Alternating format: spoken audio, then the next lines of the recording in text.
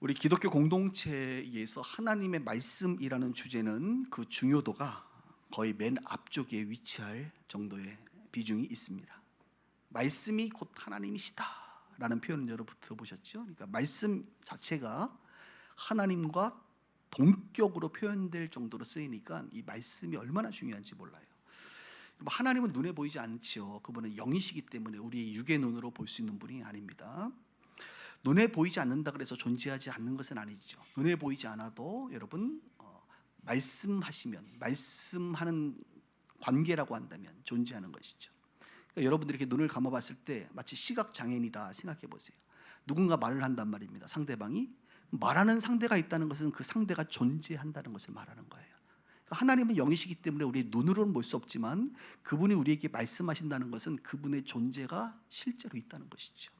그래서 성경은 말씀이 그냥 단순한 말씀이 아니라 보이지 않는 하나님을 대신한다라고 말해주고 있는 것입니다. 이 말씀이 얼마나 중요하냐면 창세기 성경을 쫙 펴면 첫 번째 나오는 게 뭐예요? 하나님께서 말씀으로 세상을 창조하셨다는 이야기입니다. 말씀으로 말이죠. 다른 것이 아니라 말씀으로 세상을 창조하셨어요. 그리고 인간을 만드시고 나서 생육하고 번성하고 충만하고 정복하고 다스려라 이렇게 말씀하십니다. 이제 하나님께서는 이 세상을 다스리는 일을 직접 하지 않으시고 사람에게 상당 부분을 위임하십니다. 문화명령이라고도 말을 하는데 위임하세요. 그럼 하나님은 말씀을 통해서 통치하시는데 이 위임된 인간들 있잖아요. 이제부터는 내가 인간에게 말을 하고 그 인간이 하나님의 말씀을 따라 잘 다스리라는 것입니다. 그래서 인간의 역할은 바로 하나님의 말씀을 따라 세상을 다스림으로 말미암아 하나님은 세상을 통치하십니다. 만약에 하나님의 말씀이 없다면 여러분 어떻게 될까요? 말씀이 없다면 죄로 인해서 타락한 세상의 사람들은 자기의 소견에 오른 대로 행하게 될 것이고 엉망이 되는 것입니다. 그러니까 우리가 살고 있는 이 세상도 왜 시간이 지나면 지날수록 이렇게 엉망이 되어가는 것 같은가? 그 이유는 하나님을 알지 못하는 사람들이 육신을 따라 자기의 소견에 오른 대로 행하기 때문에 그렇습니다. 선한 일과 악한 일이 있으면 우리는 항상 선한 일대로 될 거라고 늘 믿지만 항상 모든 제도들은 이 악한 부분들을 이용하는 인간의 어떤 사악함을 우리는 보게 되죠. 그러니까 세상의 사람들이 예수를 믿고 하나님의 자녀가 되고 그리고 하나님의 음성을 따라 세상을 다스리게 된다면 하나님은 선하시기 때문에 그 세상의 통치는 우리가 아는 선한 통치가 될 것인데 말이죠. 모두가 예수를 믿는 것은 아니기 때문에 이런 일들이 벌어집니다. 하나님의 말씀이 없는 그런 시대이죠. 근데 오늘 본문을 보니까 여러분 이런 표현이 나옵니다. 하나님의 말씀이 희귀하다. 하나님의 말씀이 희귀하다. 말씀이 없다는 것이죠. 이 시대가 지금 사무엘상의 시대는 도대체 여러분 어떻게 된 겁니까? 도대체 하나님이 안 계신 건 아니잖아요, 그죠? 하나님이 계심에도 불구하고 하나님의 말씀이 없다면 인간의 삶은 어떻게 되겠습니까? 사무엘 시대의 세상은 어떻게 되겠습니까? 엉망이 될 텐데 말이죠. 이 이야기들을 오늘 여러분들하고 하고 싶은 겁니다. 한번 1절을 다시 한번 보시겠어요? 여러분 눈으로 한번 보세요. 아이 사무엘이 엘리 앞에서 여호와를 섬길 때는 뭐래요? 여호와의 말씀이 희귀하여 이상이 흔히 보이지 않더라. 희귀하다. 희귀할 뿐만 아니라 이상은 이제 비전, 하나님의 묵시, 꿈, 계시 뭐 이런 것들이거든요. 환상. 그러니까 하나님의 말씀도 희귀하고 이 비전, 하나님의 이 보여주시는 어떤 환상도 없는 그런 시대라는 것이죠. 그러니까 희귀하다는 건 뭐예요? 거의 없다는 것이죠, 여러분. 거의 없는 것은 다른 말로 거꾸로 말하면 소중한 것이고 귀중한 것이고 가치 있는 것이라는 거 알고 계세요, 여러분? 세상에 존재하는 것 중에 많지 않은 것은 가치가 있는 것이잖아요. 그래서 이 희귀하다는 것 자체가 원어를 보면 귀중하다, 빛나다, 중요하다 이렇게 표현하고 있어요. 하나님의 말씀이 너무 없으니까 너무 가치가 있고 하나님의 말씀이 너무 소중하고 하나님의 말씀이 중요한 시대라는 것이죠. 하나님의 말씀만 없는 게 아니라 하나님께서 주시는 이상, 비전도 없는 겁니다. 환상도 없는 겁니다. 잠언서에 보면 그래서 이 유명한 말이 있지 않습니까? 묵시가 없는 백성은 방자히 행한다. 그러니까 오늘 이상이 없으니까, 묵시가 없으니까, 비전이 없으니까, 이 열린 비전이 없다 보니까 백성들이 어떻게 지금 살고 있는 거예요? 이 시대에 엉망으로 사는 거죠. 이스라엘 백성들도 엉망으로 살고 제사장 엘리 제사장도 엉망으로 살고 그의 자녀 그죠? 누굽니까? 홈리와 비느하스도 지금 엉망으로 사는 것이죠. 그 행태가 하나님의 말씀이 없으면 이렇게 엉망이 된다 이것입니다. 왜 하나님 말씀을 안 하실까? 계시는데 여러분, 하나님이 말씀을 안 하시는 이유 중에 하나가 이것입니다. 뭐냐면 말을 했는데 그 말을 반응하지 않고 말을 따르지 않으면 하나님은 점점 말수를 줄여나가세요. 마치 우리가 아이를 키울 때에 어떤 잘못된 행동을 해. 그러면 우리가 지적을 하잖아. 얘야, 그거는 잘못된 거야. 하면 안 돼. 라고 말을 하면 어떻게 돼? 이 아이가 태도를 고쳐야 할 때에 또 다시 어떤 일이 벌어지면 말을 한단 말이에요. 그런데 말을 했는데 반응이 없어. 태도를 고치지 않아. 또 해도 전혀 반응하지 않아. 그럼 우리 부모들은 어떡하죠? 입을 닫지요. 입을 닫아요. 아이들도 마찬가지예요. 부모들에게 요즘에 금쪽 같은 내 새끼 같은 거 이렇게 보면요, 자녀들이 결국 왜 부모들과의 관계가 안 좋은가? 아이들의 어떤 마음을 부모들이 전혀 반응해주거나 이해해주지 않는 거예요. 그러니까 아이들이 말을 안 하기 시작하는 것이죠. 그러니까 하나님께서 이스라엘 백성들에게 왜 말을 안 하시겠습니까? 말을 했지요. 해도 그들은 반응하지 않고 말씀을 따라 살아가지 않으니까 하나님께서 말수를 줄이기 시작합니다. 그래서 하나님의 말씀이 희귀한 그런 시대를 맞이하게 된 것입니다. 말씀이 없으면 사람들은 자기 소견에 옳은 대로 제멋대로 살아갑니다. 제멋대로 살아가는 결과는 늘 죄성의 확산이라고 말할 수가 있습니다. 2절을 한번 보십시오. 2절에 보니까 그 내용을 이렇게 성경은 또 표현합니다. 엘리 제사장이죠. 눈이 점점 어두워서 잘 보지 못한다. 하나님의 등불은 아직 꺼지지 아니하였고 사무엘은 궤 있는 여호와의 전 안에 누웠더니 여호와께서 사무엘을 부르신지라 그가 대답하여 내가 여기 있나이다. 자, 하나님의 말씀이 들리지 않는 때에 이상이 보이지 않는 것을 엘리라고 하는 그 사람을 통해서 말씀하시는 거죠. 그의 눈이 어두워져서 더 이상 보지 못한다. 물론 노화가 되고 노안이 생기니까 잘 안 보이겠죠. 단순한 육체적인 어떤 보이지 않는 것만을 말하는 것이 아니라 하나님은 성경을 통해서 이 표현을 쓰셨다는 것은 뭐냐? 의도적으로, 상징적으로 영적인 의미를 담고 있는 거예요. 그 시대의 최고 영적인 지도자였던 엘리가 눈이 흐려지고 있다 이것이죠. 하나님의 이상을 보지 못하는 상태가 되고 귀가 먹어졌겠죠. 귀가 안 들리겠죠. 하나님의 음성이 들려지지 않는 그런 상태였다는 것입니다. 늙은 엘리는 이런 모습으로 진행되는데 여러분, 어린 사무엘의 모습이 등장하는데 그가 이제 하나님께서 그를 부르시고 그에게 말씀하시는 내용들이 나오게 됩니다. 사무엘은 하나님의 등불이 꺼지지 않았을 때에 여전히 그곳에 있었고 여호와의 전 안에 있었고 또한 성경에 보니까 뭐라 그래요? 여호와께서 그를 부르시는 것을 듣게 되는 장면이 나옵니다. 여러분, 어둠이 깊으면 깊을수록 우리는 절망할 것이 아니라 반드시 새벽은 오리라, 역전되리라. 믿으시나요?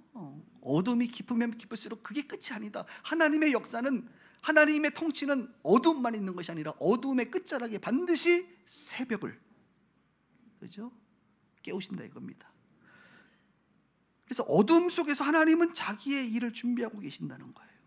엘리의 눈이 어둡고 귀가 어둡지만 하나님은 사무엘을 새벽처럼 그를 키워가고 있다 이것입니다.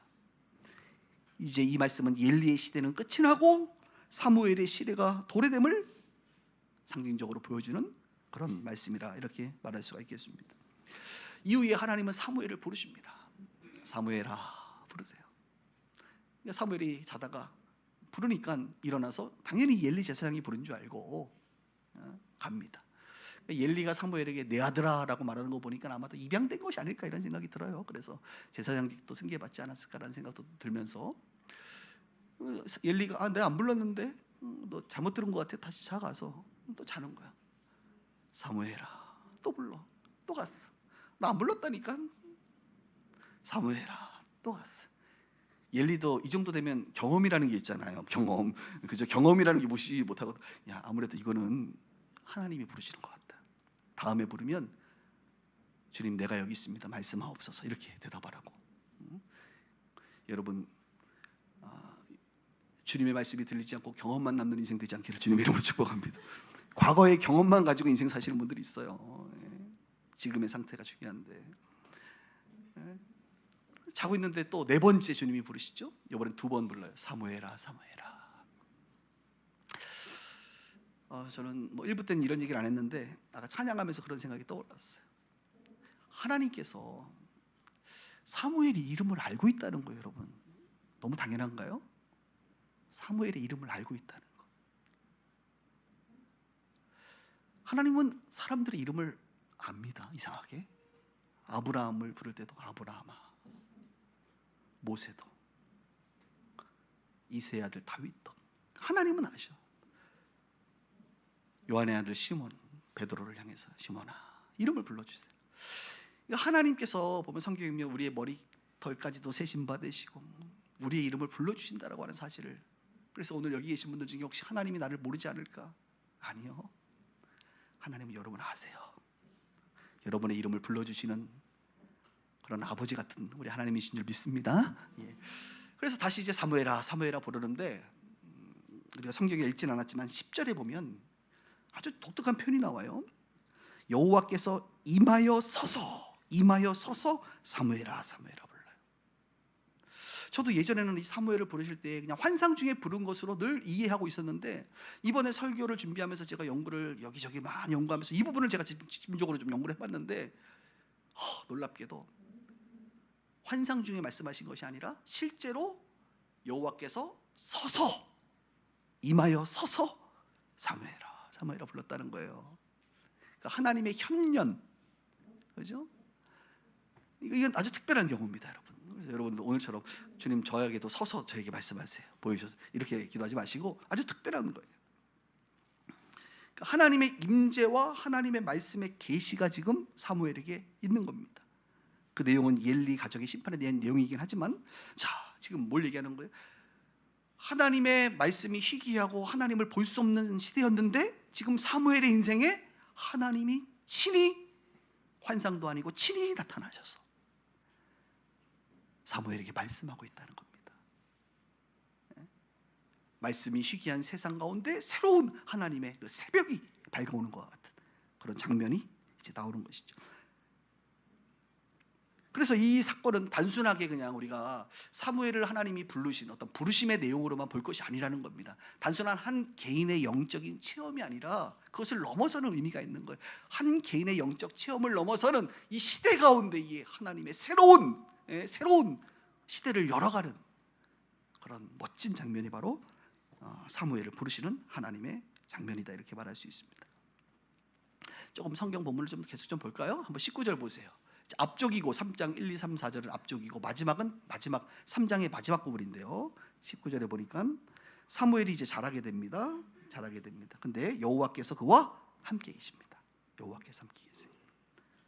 하나님이 함께 계시니까 어떤 일이 벌어지는, 그의 말이 하나도 땅에 떨어지지 않는다. 그의 말이 땅에 떨어진다는, 하나도 땅에 떨어지지 않는다는 것은 사무엘이 하는 말을 하나님께서 다 성취하신다, 이루신다. 그에게 엄청난 권위를 부여해 주신다.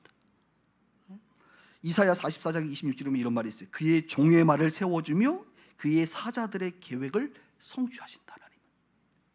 여러분, 심지어는 엘리 제사장도 한나가 막 기도할 때에 뭐라고 얘기했습니까? 한나에게 하나님 평안히 가라, 하나님의 평강이 너에게 있을 것이다 라고 얘기했을 때에 한나가 아이를 뵙는 놀라운 축복이 있잖아요. 그 말까지도, 엘리의 그 어눌한 그 말도 하나님이 어떻게 해요?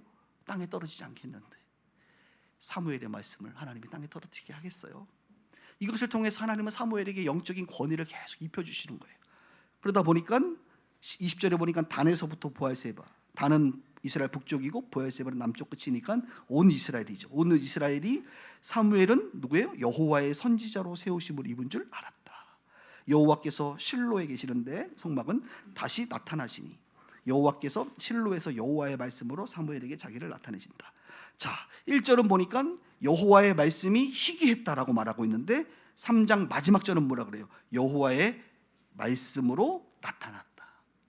완전히 반대 얘기죠. 3장의 1절은 여호와의 말씀이 희귀했다고 하는데 3장 마지막은 여호와의 말씀이 다시 나타났다, 이렇게 말해주고 있는 것입니다. 말씀이 없는 시대에 다시 하나님께서 말씀하기 시작했다는 것입니다. 하나님이 다시 말씀하시기 시작했다는 것은 하나님이 다시 그 사람을 통해서 이 세상을 통치하시기를 원하시고 작정하시고 통치해 나가신다는 겁니다. 놀라운 일이에요. 이것이 오늘 성경이 우리 가운데 말해주고 있는 바입니다. 그런데 여러분, 이 말씀의 희귀함이라는 것은 역사 속에서 좀 반복이 계속 됩니다. 이스라엘 역사 속에 계속 반복이 되고, 그 마지막에 이제 말라기가 쓰여지는데, 말라기가 끝나고 나면 400년 동안 중간 시대라 그래서 하나님께서 뭐 침묵하시지는 않았겠지만 성경이 기록되어 있지 않기 때문에 하나님의 침묵으로 받아들여도 되는데요. 우리가 다시 성경은 말라기부터 마태복음이 나타나기 전까지, 세례 요한과 예수님이 오시기 전까지 400년 동안 하나님은 다시 침묵하세요. 다시 말씀이 희귀한 세상이 됩니다.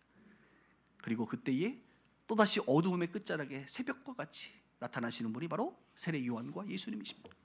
그분들은 오셔서 뭐라고 얘기합니까? 회개하라, 천국이 가까웠느니라. 회개하라, 죄사함을 받으라, 하나님의 나라가 임했다라고 말씀하시면서 다시 하나님의 말씀을 선포하시기 시작합니다. 그분이 바로 누구시냐? 예수님이신데, 요한복음에 보니까 뭐라고 말씀하세요? 말씀이 육신이 되어 우리 가운데 거하심에 우리가 그의 영광을 보니 아버지의 독생자의 영광이요 은혜와 진리가 충만하더라. 그 하나님의 말씀이 그동안은 사람들을 통해서 계속적으로 전해졌는데, 이제는 그 말씀이신 그분이 오래 참음의 한계 속일까요? 인내의 한계일까요? 이제는 그냥 말씀 자체가 오시기 시작한 거예요. 하나님 자체가 그냥 오셔서 말씀하시는 거예요. 바로 그분이 누구시다? 예수님이십니다. 근데 예수님의 가르침은 하나님의 뜻이요 하나님의 말씀이에요.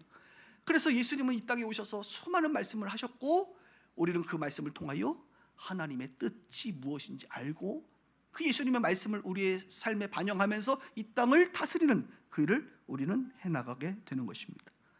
그 요약본을 말하자면 하나님을 사랑하고 이웃을 사랑하라 라는 것으로 요약될 수 있겠죠. 그런데 여러분, 예수님께서 이 땅에 오시고 죽으시고 부활하시고 다시 하나님 보좌 우편으로 가셨습니다.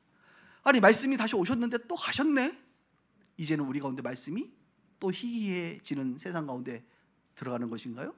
그렇지가 않습니다. 우리에게 또 다른 말씀이 왔습니다. 그 말씀이 누구십니까?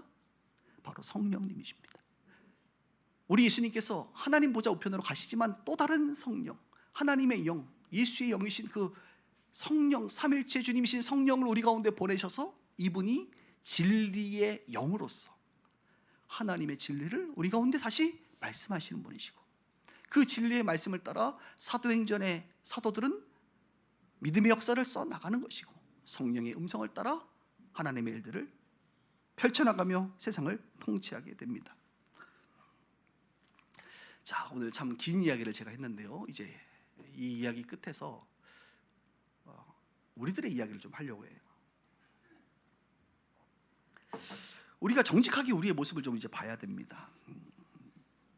지금 우리의 문제는, 여러분, 이 시대를 말하는 겁니다. 이 시대의 우리들에게 문제는 하나님의 말씀이 희귀해서 문제입니까? 아니면 하나님의 말씀이 희귀하진 않은데 하나님의 말씀 앞에 반응하지 않고 순종하지 못하는 것 때문에 문제입니까? 어떤 것이 문제예요, 여러분? 이런 말씀 들어봤을 거예요. 아모스 8장 11절에 보면 양식이 없어 주림이 아니며 물이 없어 가람이 아니요 여호와의 말씀을 듣지 못한 기갈이라. 이 구약의 말씀인데요, 그 구약 때는 이런 말씀이 있죠. 오늘 말씀처럼 하나님의 말씀이 너무 귀하고 희귀했단 말입니다. 근데 이 말씀을 지금도 딱 끄집어 와가지고 사실 많은 목사님들이 설교를 할 때 뭐라고 얘기해요? 여러분, 양식이 없어 주림이 아니고 물이 없어 가람이 아니고 여호와의 말씀을 듣지 못하기 때문에 우리의 영적인 목마름이 있는 것 아닙니까? 저 그 설교 들을 때마다 좀 마음 조금 슬퍼요. 어떻게 보면 맞는 거. 그러니까 그렇게 말씀하시는 분들의 특징들은 뭐냐? 이제 유튜버라든지 이런 데서 뜨시는 분들의 특징은 다 이제 전문 용어로 이제 해체주의자들이거든요. 해체주의자들. 기존의 아름다운 전통과 말씀의 기본을 다 해체하고 마치 그것을 잘못된 것처럼 이야기하는 경우들이 굉장히 많아요. 그러면서 지금 그 말을 하고 있는 나는 참 진리를 전하는 자다라고 상대적으로 자기를 높이는, 저는 교만이 그 안에 숨겨져 있다고 보는 사람인데, 이 말이 좀 이해가 될지 모르겠어요. 여러분한테 묻습니다. 여러분들의 영적인 목마름이 하나님의 말씀이 없어서, 하나님의 말씀이 안 들려서, 하나님의 말씀이 희귀해서 영적으로 지금 목마르신 거예요? 어떻게 생각하세요? 하나님의 말씀을 들리는데 이 말씀이 내 이 고든 이 교만한 내 마음, 내 육신을, 이 육신의 갑옷, 두꺼운 갑옷을 뚫지 못하고 내 안에 깊이 들어오지 못하는 나의 문제입니까? 말씀의 문제입니까? 저는 지금 뭐라고 얘기하고 싶은 거예요? 말씀의 문제가 아니라 사실 내 자아가 너무 두꺼워서 말씀에 반응하지 않는 나의 문제가 크다 이것이에요. 제 얘기를 좀 할게요. 저는 그러니까 여러분들이 저를 아는 것보다 챗 GPT가 저를 더 잘 알고 있고요. 그래서 저에 대해서 궁금하시면 여러분 빛과 소금의 교회 장창영 목사는 누구야? 하면 챗 GPT가 잘 정리해서 여러분한테 소개해드릴 건데, 그러니까 성도들의 눈에서 보는 저의 모습 있잖아요. 그러니까 여러분들은 성도들의 눈으로 저를 본단 말이에요. 근데 이제 밖에 나가면 저는 사실 목회자들이 저를 보는 거는 또 다릅니다. 전혀 다른 모습의 부분들을 봐요. 그 중에 하나가 이제 뭐냐면 이거는 좀 자신 있게 말씀드릴 수 있을 것 같아요. 제가 이제 목회도 뭐 좀 했지만 시간이 꽤 한 20년 가까이 했지만 저는 이제 성경에 대해서 또 조직신학이 성경신학과 조직신학이 굉장히 좀 탄탄한 목사입니다. 그래서 목회자들이 설교를 이렇게 할 때 조직신학과 성경신학이 이게 탄탄하지 않는 사람들은 바로 이렇게 제 눈에 보여요. 아, 저분은 신학이 없구나. 저분은 어느 쪽 신학의 사람이구나. 이게 이제 보인단 말이에요. 이제 전문가 눈에만 보이는 거죠. 이런 것들은 마치 제가 미술품을 보면 잘 안 보이는 것 같이 다 똑같은 그림인데 왜 이렇게 비쌀까? 뭐 이런 거 전문가 눈에만 보이는 거예요. 다 그런 거는. 그리고 제가 이제 설교학 박사를 받을 때 어떤 걸로 받았냐면 설교 분석 평가 코칭으로 받았어요. 그러니까 이 논문으로 받은 사람은 한국에 한 2-3명밖에 없을 것 같은데, 그러니까 어쨌든 간에 설교를 분석하고 평가하고 그다음에 조정 코칭해 주는 쪽이 이제 전문이거든요. 그래서 저는 이렇게 설교를 누가 와서 하거나 아니면 설교를 들으면 워낙 분석을 많이 하고 이렇게 보면 분석이 쫙 보여요. 그냥 설교 구조가 다 보이거든요. 저는. 그리고 듣다 보면 저 부분은 조금 너무 해석이 좀 과하다. 성경 신학적으로. 그리고 저분은 보니까 지난번에 이렇게 얘기하는데 이번에 이렇게 얘기하니까 조직 신학이 아직 정립이 안 돼 있구나. 이런 게 저는 다 보인단 말이에요. 스타일이라든지 이런 게 전반적으로. 그러니까 우리 교회 오는 게 쉬운 일은 아니에요, 사실 여기서. 그런데 이제 성도님들은 이제 그게 하나도 중요하지 않습니다. 아멘. 우리는 은혜 받는 게 중요하지, 그렇지? 예? 그리고 성령께서 나에게 말씀하시는 게 중요한데, 일단 우리는 제가 현장에 있지만 제가 뭐 탁월한 손흥민은 아니지만 손흥민을 볼 수 있는 감독 역할을 한단 말이에요, 내가. 그래서 이게 보면 참 그렇다 이런 생각을 이제 많이 하는데, 제가 무슨 말을 하려고 하느냐? 한국의 지금 많은 목사님들의 설교가요 굉장히 수준이 높아요. 지금 굉장히 상향 평준화돼 있다는 것을 말하고 싶은 거예요. 웬만한 교회 목사님들 설교 다 좋습니다, 여러분. 물론 요즘에는 가끔 정치 선동하시는 분들도 좀 계시는데, 아주 특별한 경우 방송에서 이상하신 분들 빼고는 웬만한 교회의 부목사님들도요 설교 나쁘지 않아요. 잘합니다. 설교학적으로 봐도 신학적으로 봐도. 우리 교회에서 설교하시는 분들은 뭐 다 잘하시는 분들이시죠. 특히 외부에서 오시는 분들도. 그러니까 무슨 말을 하고 싶으냐면 말씀이 희귀하지 않다는 거예요.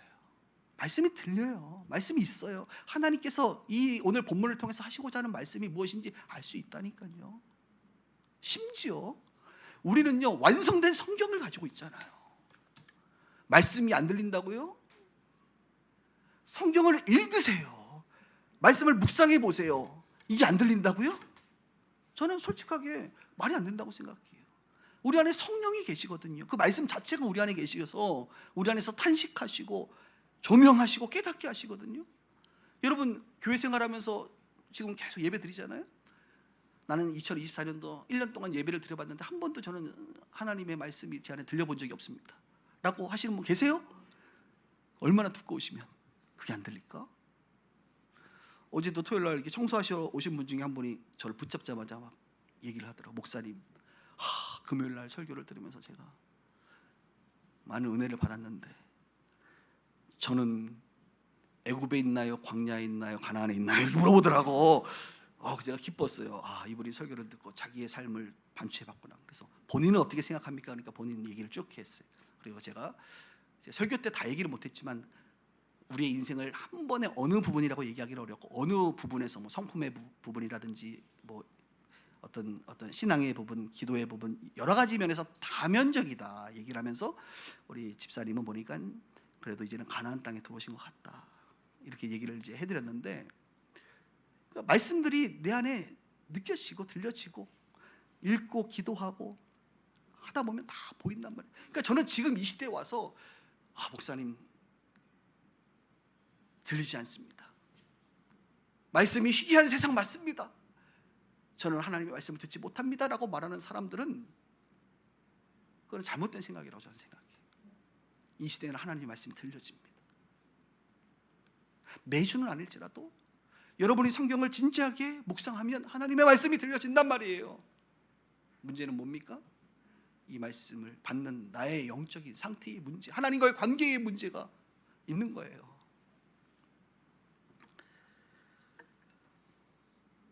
말씀이 희귀해서 난 영적으로 목마릅니다라고 하는 핑계를 대지 마셔요.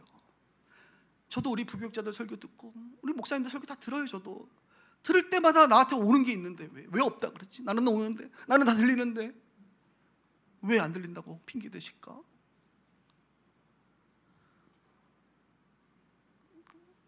하나님과의 관계의 문제 아닌가? 말씀을 거부하고 불순종하는 내 육신적 자아가 너무 크게 나를 감싸고 있는 것은 아닐까? 나에게 있는 견고한 진들이 무너져야 되는 것은 아닐까? 라는 생각을 하게 된다 이것입니다. 오늘 설교를 마무리하면서 제가 우리 예전에 교회에 있었던 한 사건이 떠올랐어요. 그 얘기를 좀 하고 마칠게요. 예전에 교회에 여러 번 들어본 분들도 있지만 또 최근에 오신 분들도 계시니까 한번 다시 들어보십시오.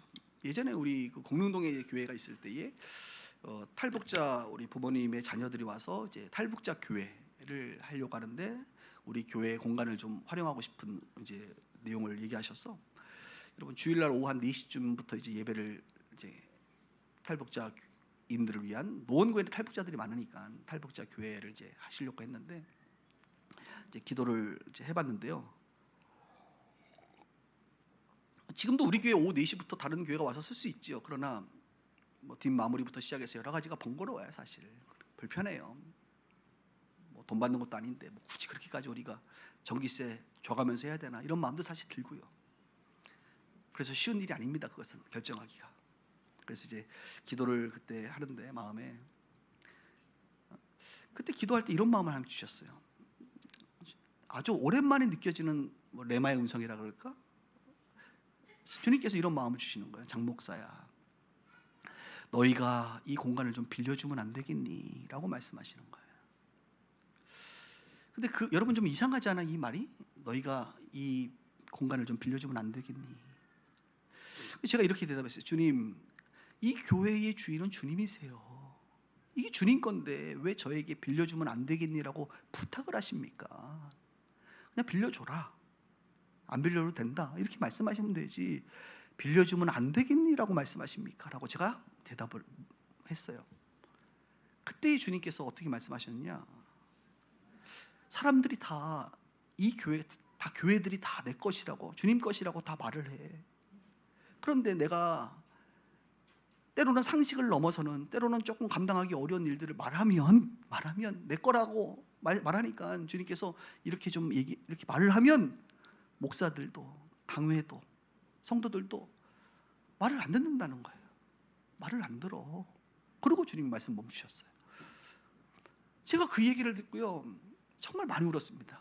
그날 많이 울었어요. 제가 주님이 주인이신데 주인이 종들에게 부탁을 해야 되는 상황이 됐구나. 그 모습이 너무 안타까운 거예요. 많이 울었어요. 그래서 주일날 이렇게 이제 예배를 드리면서 제가 이 이야기를 좀 길게 했죠. 좀 자세하게 얘기를 했어요.